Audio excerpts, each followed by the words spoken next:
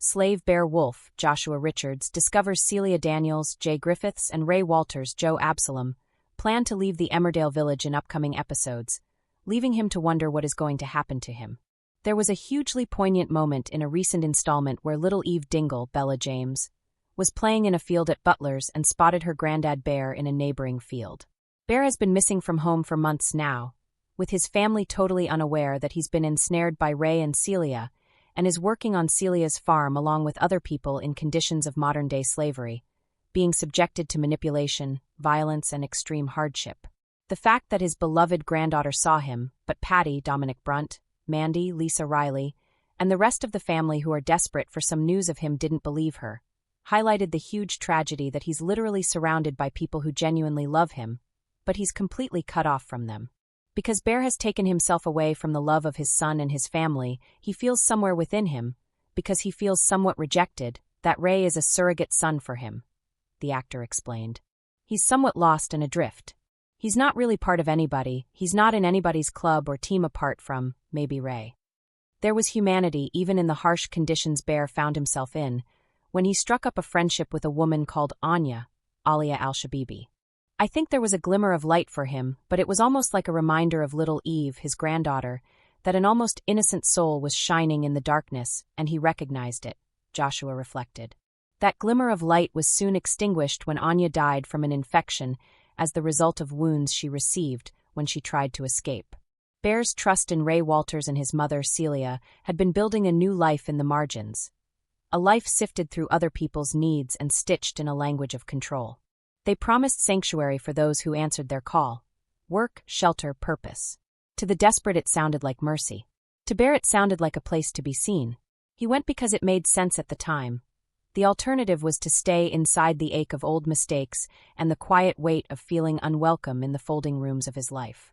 At first it unfolded like a story older than the field itself. Ray listened, which in Bear's solitary life felt like a gift. Celia had a way of making tea and asking about small things that mattered.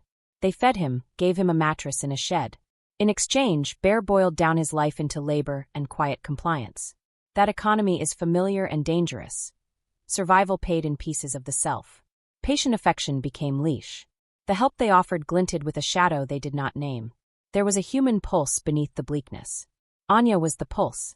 She moved through the farm with a careful brightness, singing to the hens in a voice that kept its edges soft. She and Bear fell into a rhythm of small talk and mutual shelter. She would hum while she mended nets, and he would whistle an old tune under his breath. With her, Bear felt a warmth that had nothing to do with the farm's false promises. Seeing her laugh was like catching a glimpse of Eve's face in sunlight, impossible to swallow and impossible to forget. When Anya tried to leave, the farm shed its pretense. They found the path she took, her scarf caught in bramble, a smear of blood on the track as if hope had been scraped along the hedgerow. The discovery broke Bear open. Rage and grief nested in him like winter birds. He wanted to shout, to set fire to the place that had swallowed so much. Instead he found a different cruelty. Anya's body was discarded in a feed shed, moved as if it were a thing to be hidden away. The sight was a turning point. It was a piece of truth that could not be folded back into lies. Ray was a quiet surgeon of persuasion. He had the knack of naming pain and pretending to cure it. He told stories of a life that could be cleaner with a small obedience, like kindness with rules attached. He taught Bear to barter his memory for a hot meal and a cigarette. He taught him to forget the impossible geography of home. Bear's loyalty, once given to family and a place that remembered him by name, became misdirected. He began to see Ray less as an oppressor, and more as the only person who paid attention. Joshua, who played Bear, later spoke of modern-day slavery as a slow, patient violence, not always chains but a theft of choice. On the farm, this theft happened in polite increments. The way meals were rationed, the small humiliations masked as discipline, the swapping of human agency for the currency of gratitude. Bear's strength lay in his gentleness. That gentleness was exactly what the manipulators preyed upon. They wrapped control in the clothing of care, and called it help. When Celia and Ray decided to move, to take their gathered group with them, Bear felt both panic and the numbness of someone who has already been worn down. Moving was the method that erased tracks. It was how bad actors remove evidence. The caravan that rolled up with a soft mechanical hum promised new fields and new anonymity. To Bear it promised the final sealing of the door between him and his life. He had by then been softened into compliance. The muscles that could have resisted were tired and calloused with fatigue. Back in Emmerdale, the absence widened into a kind of work. Posters were plastered on telegraph poles. Paddy paced like a pendulum between hope and hollow despair. Mandy preserved small things. An old scarf folded as if it might return into use. A mug washed with care and left to dry on the draining board as a presence. The family filed questions and shouted them into the air like nets, hoping one would land. Eve kept vigil in games and field visits, pressing her small face to hedgerows and waiting for the improbable. A figure at the gate, a coat she recognized. Bear's mind became a landscape of fragments. He remembered Eve's small hand, the way she stomped through puddles, and he remembered the warmth of a kitchen that smelled of stew and wood smoke. Memory in that place became both wound and refuge. He recited the names of the people he loved like an incantation, even as he repeated Ray's platitudes to himself to survive. The human brain is a stubborn ledger. It lists moments of tenderness alongside the ledger of humiliation. In quiet hours he told himself he was safe, and that the world had not wholly turned against him.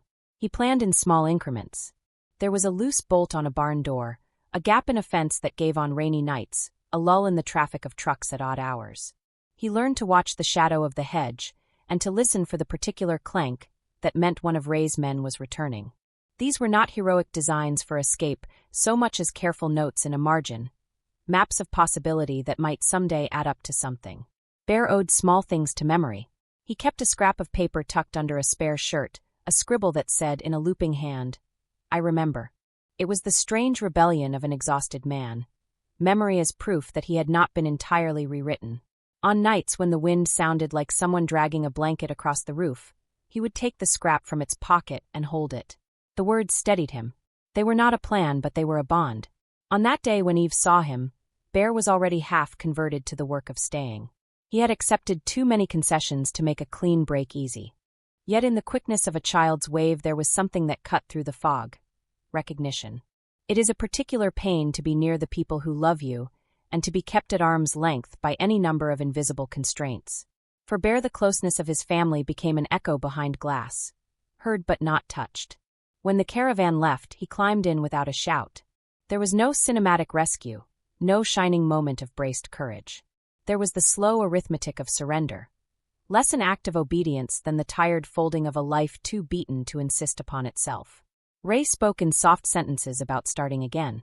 Celia moved with the contained energy of someone practicing civility as armor.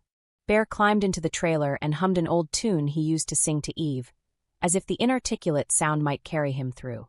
In Emmerdale, people noticed how fine the line can be between help and harm. Conversations that had been sleepy and small turned sharp and unsettled. Neighbors who had once been willing to take comforting explanations at face value began to question stories that sounded too tidy. Shame has a way of simmering into action, and shame at not having noticed turned some in the village into restless people who chased leads and made calls. Volunteers found each other. People who had trained to listen to survivors of coercion answered the knock on doors and took notes. That taking of notes mattered. It meant the story was no longer only a private ache. It made its way into forms and phone calls. It got lodged in the attention of services that were equipped to see patterns. The narrative shifted from gossip to evidence. The difference is the difference between a whispered suspicion and a hand offered that knows how to hold the heat of truth without burning the one who speaks.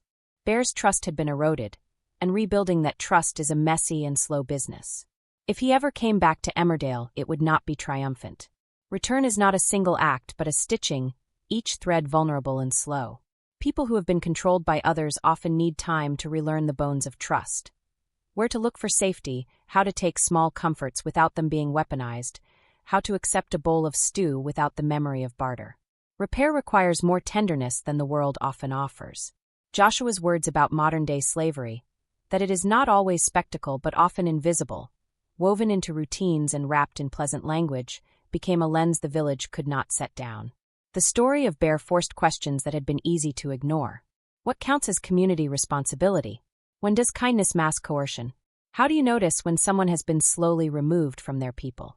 These questions began to live at the edges of conversations that had once been content with surface answers. Months after the caravan left, a small folded note arrived at the Dingle farmhouse. The envelope was damp at the corner, and the pen's ink had bled a little where rain had kissed the paper. Inside, in a hand that trembled like an old twig, were the 2 words he had kept in his pocket for himself. "I remember."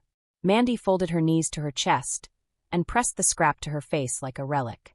Patty held it with both hands and could not say what he felt without choking. For Eve, who had once waved and found only the back of a coat, the note was proof that the wave had been received. It did not promise return. It did not explain the mechanics of what had been done to him. It was not a tidy ending. But it mattered because it was a human voice spilling across distance, a tether. In the world of small domestic wounds, tethers are often the beginnings of repair. They insist that a person has not been entirely swallowed. The village changed in small ways. People who used to offer quick explanations began to listen longer. The Dingle kitchen kept its rituals, a mug poured, a scarf folded, and in keeping them they kept a space that was patient. Eve played, then grew, then wore the small hard clothes of someone who has seen loss and learned that some questions have to be asked again and again. Outreach groups met in the church hall. A notice board that once hosted adverts for lost cats and local sales now also had contact numbers for support. Bear, in the caravan that rolled toward a horizon he had not chosen, held the memory of a waving child and a mug drying on a draining board. He carried the scrap that said, "I remember," like a small fossil you keep in the pocket, useless to anyone else but priceless to the holder. He could not promise a homecoming.